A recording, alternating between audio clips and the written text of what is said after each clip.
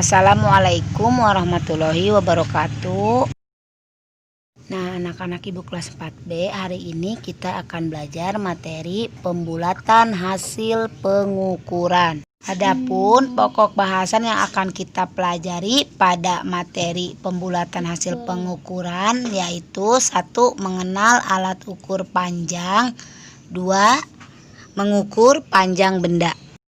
Materi pertama kita akan mempelajari mengenal alat ukur panjang, yaitu ada penggaris dan meteran. Yang pertama penggaris. Penggaris adalah alat ukur panjang yang sering digunakan untuk mengukur panjang benda seperti buku, pensil, atau penghapus.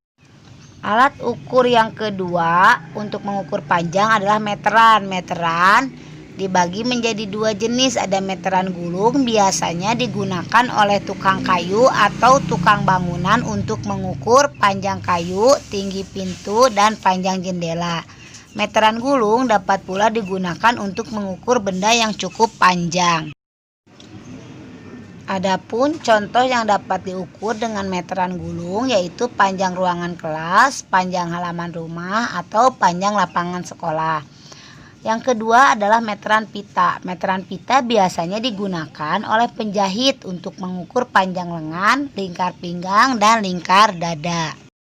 Adapun gambar alat ukur panjang seperti yang tertera pada tayangan ya, ada penggaris, meteran gulung, dan meteran pita.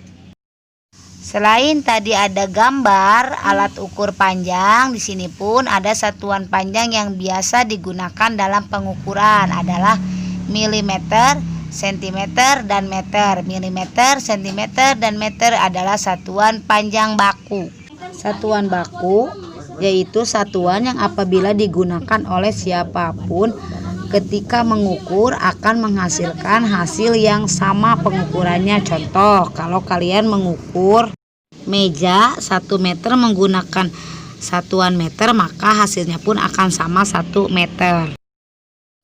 Satuan panjang pun ada meter, sentimeter, milimeter disingkat meter disingkat menjadi M, sentimeter disingkat menjadi cm. Kenapa jadi cm? Karena kata centimeter telah diserap ke dalam bahasa Indonesia menjadi sentimeter, milimeter disingkat menjadi mm.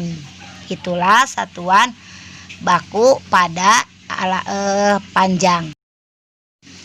Pokok bahasan yang kedua yaitu mengukur panjang benda. Nah, kalian akan mengukur panjang benda menggunakan penggaris, karena penggaris itu alat ukur yang digunakan untuk mengukur benda-benda di sekitar kita.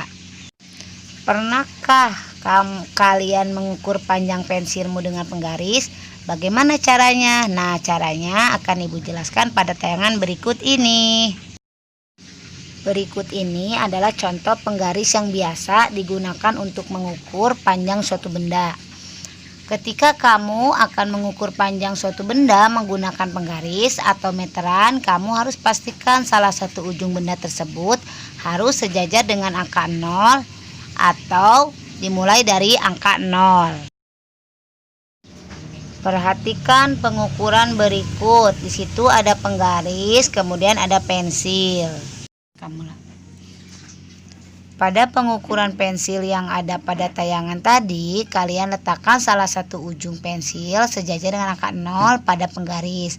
Kemudian perhatikan ujung pensil yang lainnya. Angka yang sejajar dengan ujung pensil adalah angka 12, sehingga panjang pensil yang ada pada tayangan tadi adalah 12 cm. Alhamdulillah materi sudah Ibu sampaikan kepada kelas 4B. Kalau ada yang tidak mengerti atau masih kurang dipahami, kalian boleh bertanya jawab ke Ibu, boleh di Japri, boleh di grup dengan bahasa yang sopan dan santun ya.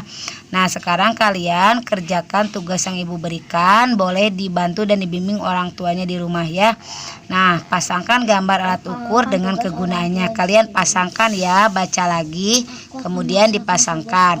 Nah, untuk tugas yang kedua, sediakan meteran atau alat ukur untuk mengukur tinggi badan.